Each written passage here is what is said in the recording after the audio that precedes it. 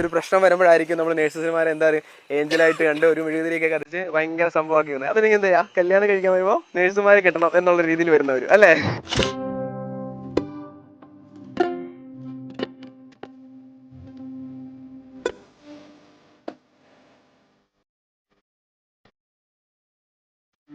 നാട്ടിൽ അത്രയും ഒരു റെസ്പെക്റ്റും ഒരു റെമ്യൂണറേഷൻ നമുക്ക് കിട്ടുന്നില്ല എന്ന് തന്നെയാണ് ഞാൻ മനസ്സിലാക്കുന്നത്. എനിക്ക് തോന്നുന്നു ഓപ്പർച്യൂണിറ്റീസ് പുറത്താണ് കുറച്ചുകൂടി കൂടുതലുള്ളത്.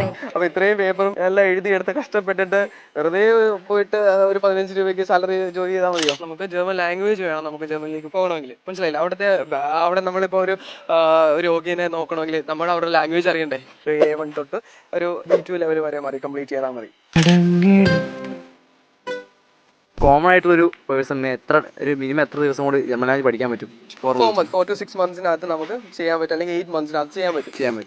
നമ്മളിപ്പോൾ എങ്ങനെയാണ് മലയാളം എഴുതാൻ പഠിച്ചത് അല്ലെങ്കിൽ ഇംഗ്ലീഷ് എഴുതാൻ പഠിച്ചത് അതേ രീതിയിൽ തന്നെ to the basic intermediate level to advance ലെവലിലേക്ക് നമ്മൾ ലാംഗ്വേജ് കൊണ്ടുവരും. ഇപ്പോൾ നമ്മൾ ഓൺലൈൻ ആണെങ്കിലും ഓഫ്ലൈൻ ആണെങ്കിലും നമ്മളത് കംപ്ലീറ്റ് ചെയ്ത് കുട്ടികളെ ആ ഒരു ലെവലിലേക്ക് എത്തിച്ചതിന് ശേഷം നമ്മൾ തന്നെയാണ് ഇന്റർവ്യൂ കൊടുക്കുന്നത്, അതുപോലെ പ്ലേസ്മെന്റ് ചെയ്യുന്നത്.